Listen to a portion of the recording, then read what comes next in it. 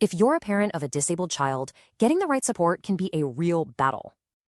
And that feeling is something countless families know all too well. So what does that fight actually look like? Let's follow one mother's story in the UK. It all started with a simple concern, but the professionals she turned to, they just dismissed her. This was the actual advice she got, making her feel like an over-anxious new mom. So she was forced to wait, even though her gut was telling her something was definitely wrong. Getting that diagnosis wasn't quick. It took years of her pushing and fighting for answers. Even basic things like a coat peg were a fight.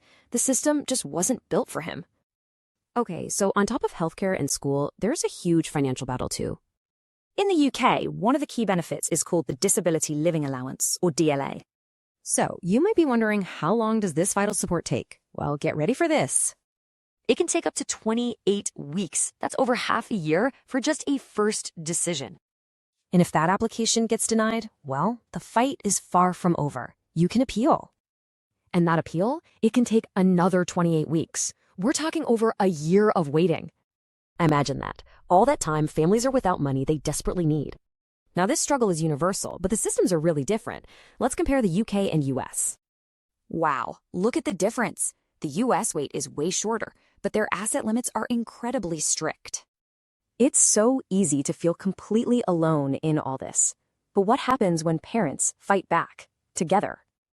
That's exactly what this mother did. She turned her struggle into a way to help others connect. And her small idea? It's now a Facebook group that helps more than 4,000 families. Her final point really hits home.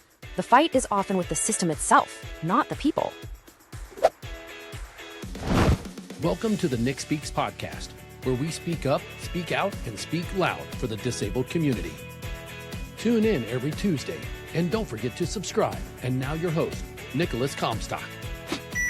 Hello, and I want to welcome everybody to the Nick Speaks podcast. I know this isn't Nick's beautiful face right now, but Nick has had family emergencies and had to go home to deal with that. I am Kyle Goodknight, Nick's producer of the Nick Speaks podcast, and he called me up a few days ago and asked me if I would put together some form of show for him so he doesn't miss out on his 76th episode. So what we came up with is something that I've been talking with Nick about, and if you're an avid listener of the show, you listened a little bit about what he's been doing with AI and ChatGPT a couple of shows ago. So Nick and I have been dabbling in the AI space for a while. I mean, heck, a lot of the podcasting notes and whatnot, of course, are done through AI, unkept secret. We always review them and make sure that it has all the proper stuff. But nonetheless, some of the things I've showed him in the past have really interested Nick, and we thought of doing some different secondary content with some AI usage to repurpose his shows.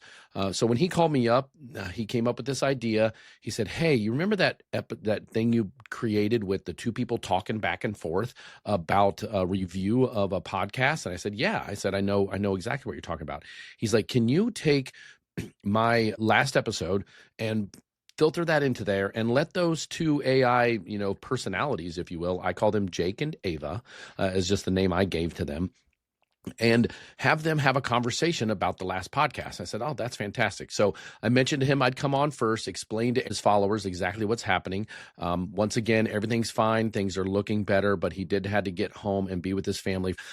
But real quick, what the content is, you've already seen a little bit. So the first minute and a half, 2 minutes of what you saw when you first tuned in to this episode, that was all generated per AI from the discussion of his last podcast with his guest from the UK. So that was I dropped the content into a AI generator of animation, and that's what it created. So you'll hear a little bit of redundancy. They cover, and then the rest of the episode after I get done babbling is an actual the discussion between two people. Now that's going to be a still picture. That is not a video. I am still trying to find the right video source for AI to do B-roll of long content. I was able to find one where it did B-roll for about 5 minutes, maybe 8 minutes, and that was great, except for it cut off one whole half of the 15-minute conversation between Ava and Jake, the AI-generated interview reviewers, I call them. So they basically review podcasts, and I've done it before for my podcast. I'll take my podcast on a midweek roll, and I'll put my podcast into that and get a 5 to 10, maybe sometimes 15 minutes, depending on how long the podcast is. I'll get them discussing what they feel from the content is talking points. So that's what you're going to hear next. You're going to hear Ava and Jake. So it's a kind of a blend of 2 episodes ago with his AI generated talk about how AI and ChatGPT is helping him speed up his content and helping him really get his voice to be heard in written form. So this is just maybe the next step where we start seeing some content from Nick that is still created organically, but we can repurpose it and do it also with some AI generation. Go ahead and listen to the rest of this content, and I hope you enjoy it. Take care. Okay, just imagine for a second. Your entire livelihood, the basic income you need to, keep the lights on while you care for a disabled family member, it all hangs on a single piece of paper.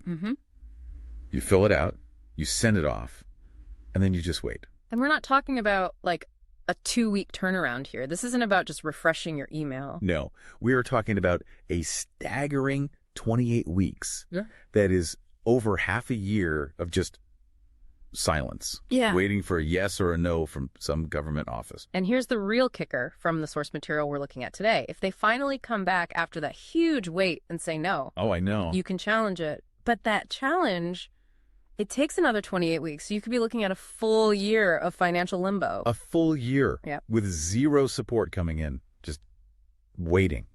That statistic, it just floored me. And honestly, it sets the stage perfectly for what we're unpacking today.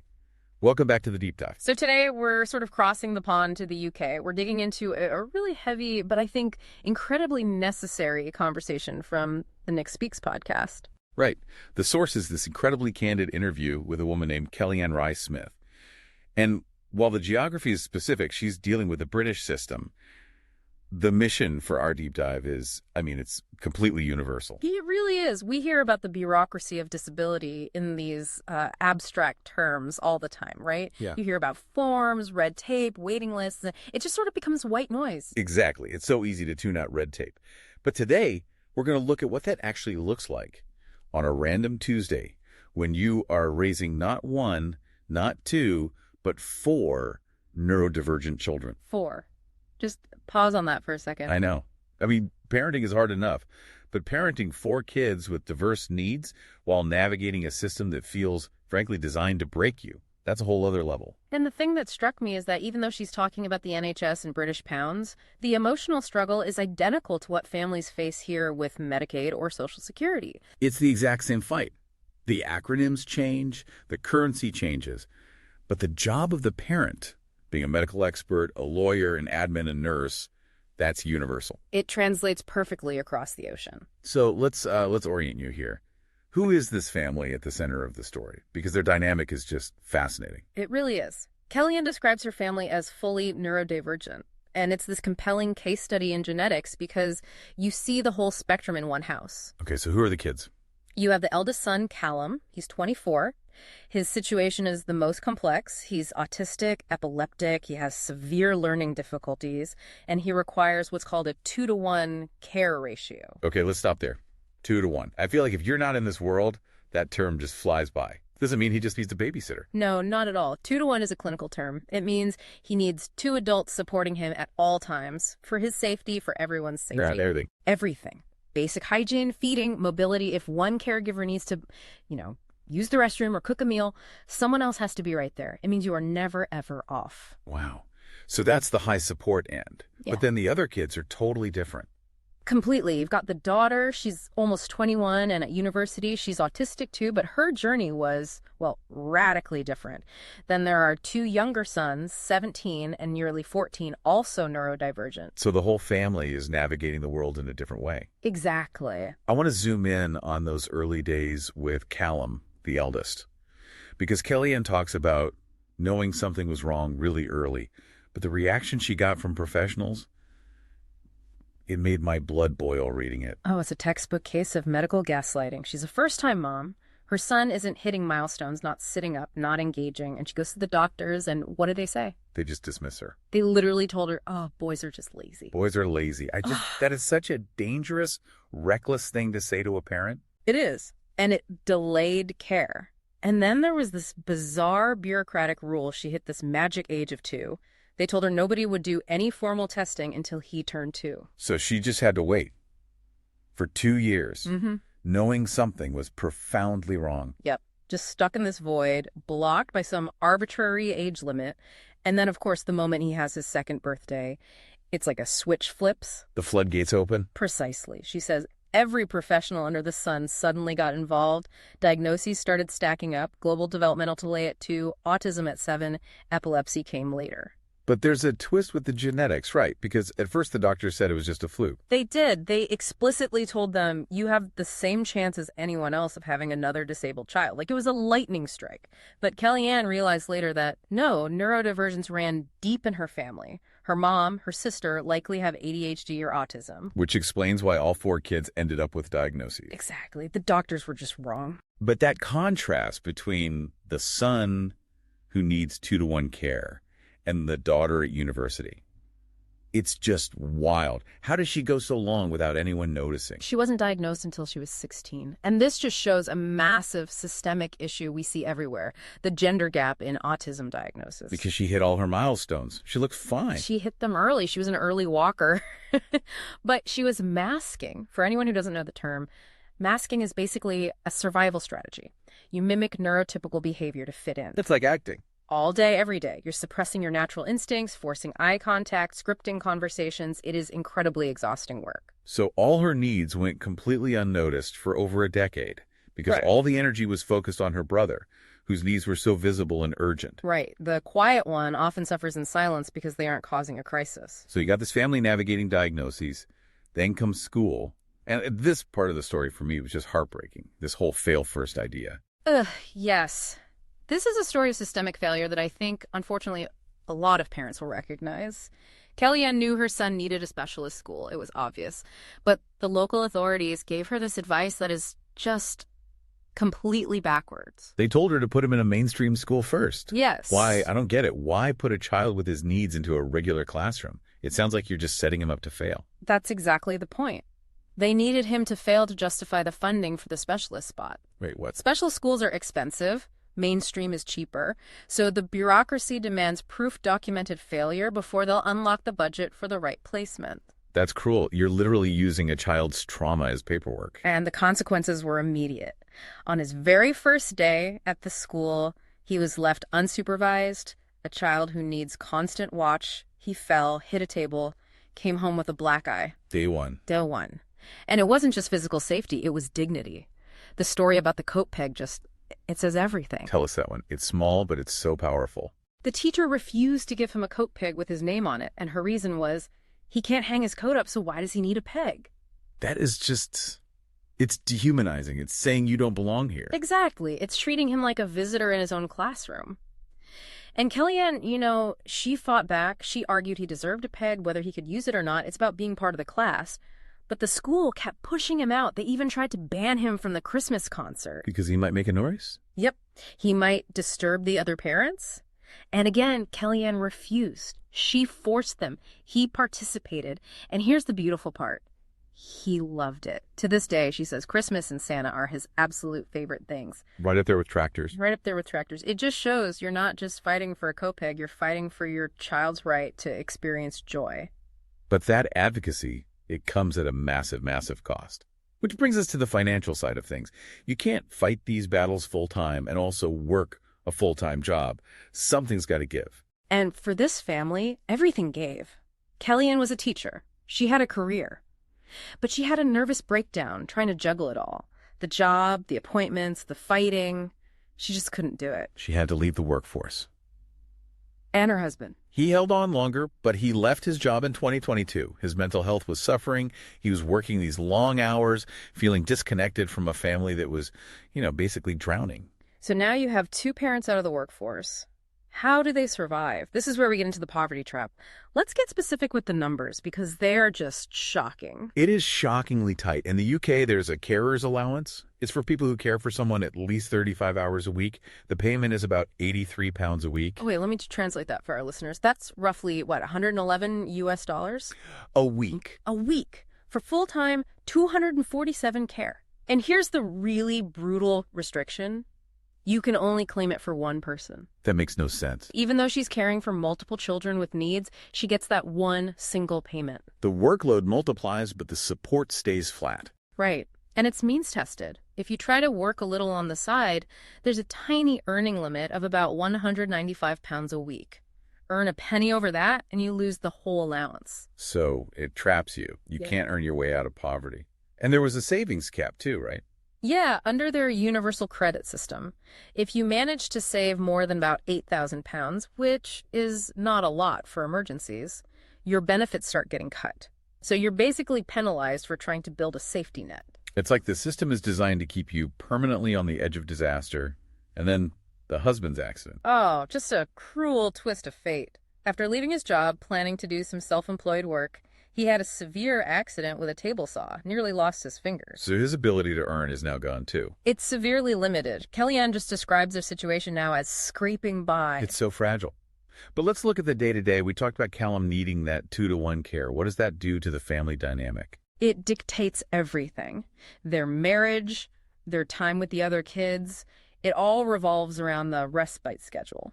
Respite, meaning he gets some time away from home. Yes. He has a day program Monday and Tuesday. And then, and this is crucial, he goes to a respite house for Tuesday, Wednesday, and Thursday nights. So 3 nights a week, he's not sleeping at home. Right. And Kellyanne is quick to point out that they're lucky. There's a massive shortage of these places in the UK, but that schedule creates what she calls the logistics of love. That sounds exhausting. It is. She says they have to schedule being a couple. Their family shape shifts. Sometimes they're a family of 6, sometimes 4, sometimes just 2, depending on who's in the house. She mentioned a pretty scary statistic about divorce rates in these communities. Yeah, she alleged a 90% divorce rate in families with these kinds of high-needs situations. And whether that's official or not, it speaks to the immense pressure. You're not partners so much as co-managers of a medical facility. And what about the other kids? The siblings? It must be so hard when one child requires 90% of the focus. She was really honest about this. She admitted the younger kids sometimes felt neglected. It wasn't intentional. It was just survival. How did they handle that? That guilt must be so heavy. They used something called young carers support groups. It's a brilliant idea. It connects siblings of disabled kids with each other so they don't feel so isolated. And practically, when Callum is at respite, that's when they have dedicated one-on-one time with the other kids. That's smart. But there's always that cloud hanging over everything, the what-if question. The question that keeps every single parent in this situation awake at night: what happens when I die? He's 24. He'll likely outlive them. And he needs 2 people to keep him safe. So who manages that when they're gone? They hope he can stay in their adapted home, but the fear is he'll end up in a full-time residential facility. It's that uncertainty that's just so heavy. And yet, despite all of this, Kellyanne didn't just retreat. She actually pivoted. Yeah, this is the turning pain into purpose part of the story, and it's so inspiring. She felt so isolated, so she started a Facebook support group. It now has 4,000 families in it. 4,000. That's a small army of parents helping each other fight this system. It is. But she went a step further. She realized the foundation of everyone's misery was often just sleep deprivation. She shared this stat. 83% of autistic children struggle with sleep. I can believe that. And if the kids aren't sleeping, the parents aren't sleeping. And if the parents aren't sleeping, they can't fight the school. They can't fill out the 50-page forms. They just break. So Kellyanne retrained. How's what? She's now a sleep and anxiety specialist, specifically for neurodivergent families. She helps them solve the sleep problems so they have the resilience to fight all the other battles. That is so strategic. Fix the foundation first. Yeah. It's solving the problem that makes all the other problems solvable. Exactly. You can't fight a war when you're running on empty. So, as we wrap up this deep dive, what's the big takeaway? We've talked about the UK, but this feels so universal. I think the synthesis is that the system, ours, theirs, it implicitly relies on the unpaid, superhuman labor of parents. It demands you be a medical expert, a lawyer, and an admin assistant. All while being a full-time caregiver. on maybe $111 a week. Right. The system isn't really designed to support you. It's designed to gatekeep resources from you. Kellyanne's final advice was just keep fighting. Because if you stop pushing, the system will happily just roll right over you. It's a sobering look, but also a real testament to the strength of these families. Absolutely. I want to leave you with one final thought today. We started with that number, 28 weeks. In a world where you can track a pizza delivery in real time, where you can move money across the globe in seconds, why does a decision about a disabled child's basic survival income take half a year? And what does that delay really tell us about what or who our society truly prioritizes? Something to sit with. Thanks for listening to The Deep Dive. We'll catch you on the next one. Okay, what'd you guys think of that? I did take a listen to it prior to building this episode, and I thought it was really interesting how it took basically the YouTube link and had a discussion about the more poignant things in the episode and brought out some highlights. That was all about, Kellyanne from the UK and her 4 neurodivergent children.